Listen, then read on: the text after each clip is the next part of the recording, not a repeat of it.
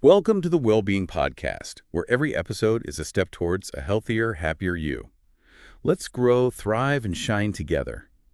Don't forget to subscribe and like the Wellbeing Podcast. Share your thoughts and let us know in the comments what topics you'd love to hear about in future episodes. Ready to dive deep into something fascinating today? We're going to unpack how entire generations of people are shaped by the world around them. We're talking about generational cohorts. That's right. We often talk about generations as if they have these shared personalities, but have you ever wondered why? It's all about those big moments in history, the trends, the technology, all those things that create a sort of collective fingerprint. Okay, that makes sense. Yeah. So it's less about when you were born and more about what you lived through. Exactly. And we're going to cover a lot of ground today, from the greatest generation who saw the world through the Depression and World War II, all the way to Generation Beta, the kids being born right now. I bet their world will be mind-blowingly different from even ours. Whoa, that's a huge span of time. Okay, let's start unpacking this whole generational thing. We got to start with the greatest generation, right? Those born between 1901 and 1927. Talk about resilience. These folks lived through the Great Depression and then fought in World War II. It's easy to see why they're known for having a strong work ethic and a deep sense of duty. Think about it. These were people who knew what it meant to sacrifice, to pull together as a community, to value every penny. It wasn't just about hard work, it was about survival. And those values, they've echoed down through the generations, shaping how we think about money, responsibility, even community, whether we realize it or not. So even though fewer and fewer members of that generation are still with us, their impact is still felt today. That's pretty powerful. But I feel like the generation that came after them, the silent generation born between 1928 and 1945, often gets overshadowed. It's true, they don't always get the spotlight. But imagine growing up in the shadow of World War II with the Cold War looming. This generation was all about rebuilding, keeping their heads down, and playing by the rules. So is that why they're often seen as more cautious and risk-averse? Absolutely. They saw firsthand the consequences of instability. So for them, job security and a reliable pension weren't just perks, they were peace of mind.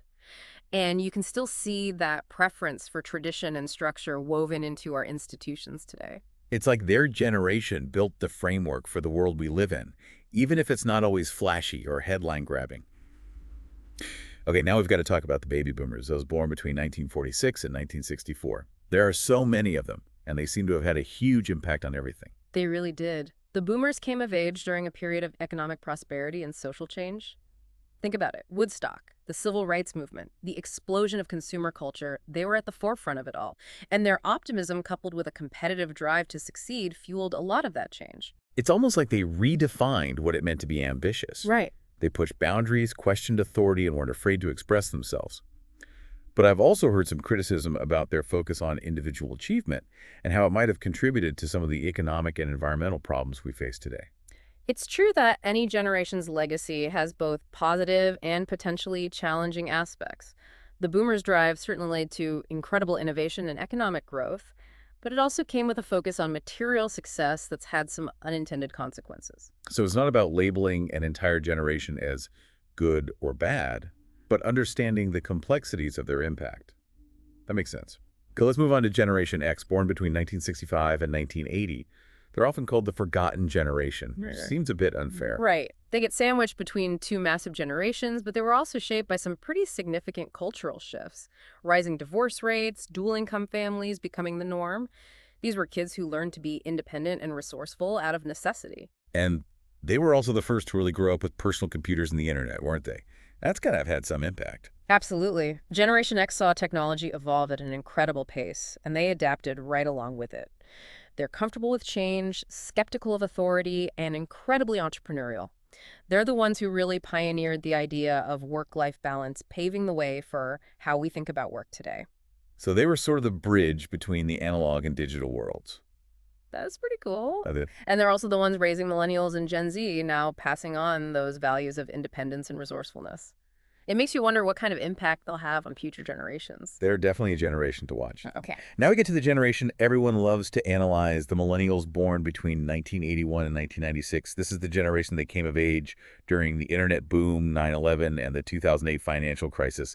Talk about a roller coaster. It feels like they've constantly been under a microscope, praised for their tech savviness one minute and criticized for their avocado toast habits the next. But all those experiences, the rapid technological advancements, the economic uncertainty, the global interconnectedness, have shaped their worldview in profound ways.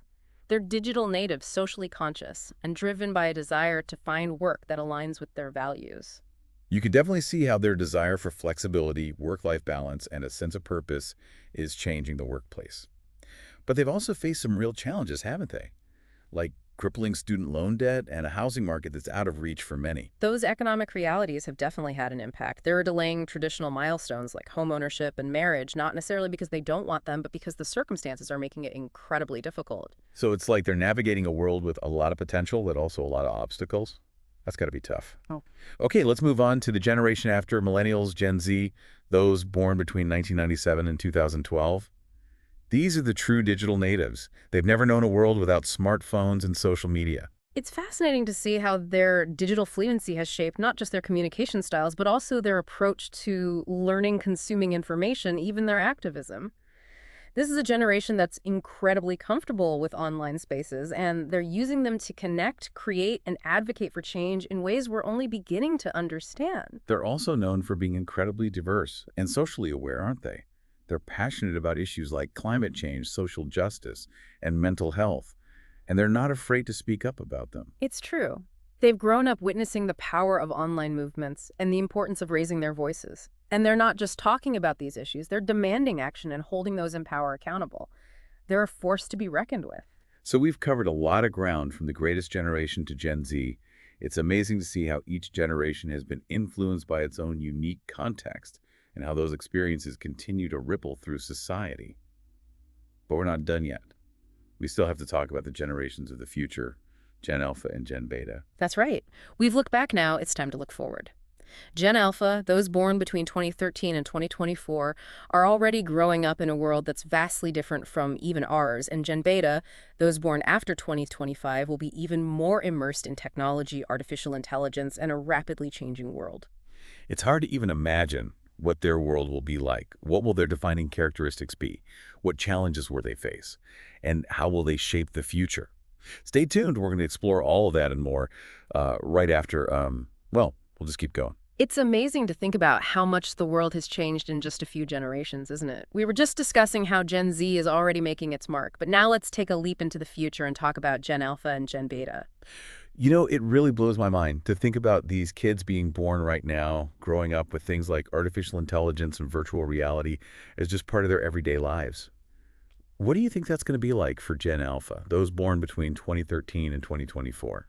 Well, they're already being called the AI generation because AI is going to be so deeply integrated into their lives. They might have AI tutors helping them learn, AI assistants managing their schedules, even AI companions playing with them. It makes you wonder how having that kind of constant access to information and technology will affect how they learn, how they interact with each other, even how they see the world. It's fascinating, isn't it? I mean, we've already seen how much smartphones and social media have impacted Gen Z's development.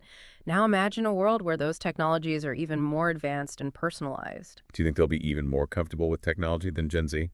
It's hard to say for sure, but I think it's highly likely they'll be digital natives on a whole other level. But it also makes you think about the potential challenges. Will they have the same opportunities for face-to-face interaction and social development? Will they be able to unplug and connect with the natural world? These are questions we'll have to grapple with as a society. It's like we're entering uncharted territory. And then there's Gen Beta, the generation born after 2025. There's still a bit of a mystery, but we can probably make some educated guesses based on where things are headed now, right? Absolutely. We can look at the trends, the emerging technologies, and the big challenges facing our world today to get a glimpse of what their reality might be like. Think about things like climate change automation and the increasing role of biotechnology. Okay, so let's break that down. Climate change, that's a big one. It feels like every generation is increasingly aware of it, but Gen Beta will be dealing with its effects even more directly. Do you think that will shape their values and priorities? I think it's inevitable. They'll be inheriting a world where the impacts of climate change are becoming even more visible and urgent. It could lead to a generation that's even more focused on sustainability, environmentalism, and finding solutions to the challenges we've created. They might also grow up in a world where jobs and industries are being transformed by automation. Do you think that will affect their career paths and how they think about work? It's certainly a possibility. Jobs that exist today might be obsolete, and new jobs we can't even imagine yet might emerge. They'll need to be adaptable, creative, and have a strong grasp of technology to navigate that kind of evolving job market. And then there's biotechnology, gene editing, personalized medicine, maybe even things like brain-computer interfaces. It feels like science fiction, but it could be their reality. How do you think that will affect their health, their lifespans, even their identities? Those are some big questions. It's mind-boggling to think about the potential of biotechnology, but it also raises ethical considerations we'll need to address as a society. How do we ensure these technologies are used responsibly and equitably? How do we prevent them from creating even greater disparities? These are discussions Gen Beta will likely be deeply involved in. It's a lot to ponder, isn't it? It's exciting to think about the potential, but also a little daunting to consider the challenges. What do you think ultimately will be the defining characteristic of Gen Beta? It's hard to say for sure, but if I had to guess, I'd say it will be their ability to adapt and innovate in the face of rapid change and complex challenges. They'll need to be problem solvers, critical thinkers, and collaborators to navigate the world they're inheriting.